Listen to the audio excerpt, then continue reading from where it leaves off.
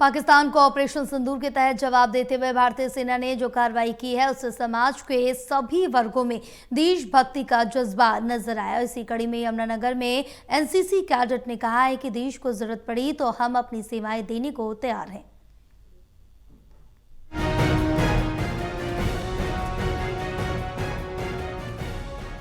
पाकिस्तान को ऑपरेशन सिंदूर के तहत जवाब देते हुए भारतीय सेना ने जो कार्रवाई की है उससे समाज के सभी वर्गों में देशभक्ति का जज्बा नजर आया। ऐसे में एनसीसी कैडेट्स का देश के प्रति जज्बा सामने आया, जिनका कहना है कि अगर देश को जरूरत पड़ी तो वो अपनी सेवाएं देने को तैयार है। दरअसल यमुनानगर के तीजली स्थित शहीद Parminder Singh senior secondary school में एनसीसी कैडेट ने मॉक ड्रिल में हिस्सा लिया। इस दौरान एनसीसी ऑफिसर उमेश प्रताप वत्स, विद्यालय के प्रधानाचार्य मोहम्मद सलीम ने उन्हें बताया कि आपात स्थिति में किस तरह से रहना है, क्या तैयारियां जरूरी है।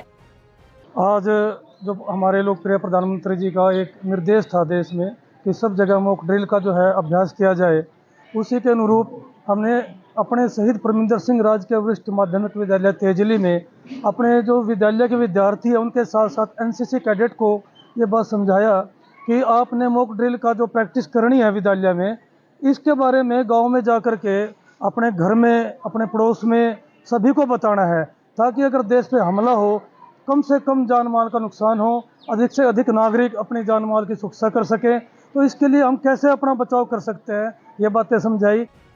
वहीं छात्रों और एनसीसी कैडेट ने इस अवसर पर मॉक ड्रिल में हिस्सा लिया। अचानक सायरन बजा और बच्चे अपनी अपनी पोजीशन लेकर सुरक्षित स्थानों पर कैसे छुपे, इसका अभ्यास किया गया। मीडिया से बातचीत करते हुए एनसीसी कैडेट ने कहा कि देश को जरूरत पड़ी तो हम अपनी सेवाएं देने को तैयार है। वहीं एनसीसी कैडेट ने बताया कि युद्ध के हालात बने तो कैसे स्वयं को बचाना है और कैसे आम नागरिकों की मदद करनी है, ये हमें बताया गया।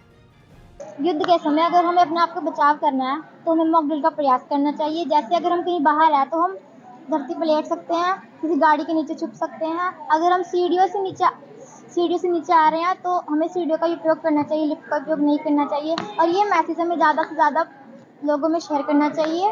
हर एक नागरिक को अपने बचाव के लिए मॉक ड्रिल का प्रयास करना चाहिए। आज फोन सर, हम फ़ोन के जरिए लोगों तक पहुँचा सकते हैं, अखबार के जरिए अपने साथ संबंधी को सब बता के ऐसे भी हम इस मैसेज को शेयर कर सकते हैं। सर, यहाँ की जब भी शॉर्ट सायरन बजे तो हमें अलर्ट हो जाना चाहिए और लॉन्ग सायरन बजे तो हमें समझ जाना चाहिए कि हमारे देश पर खतरा आने वाला है।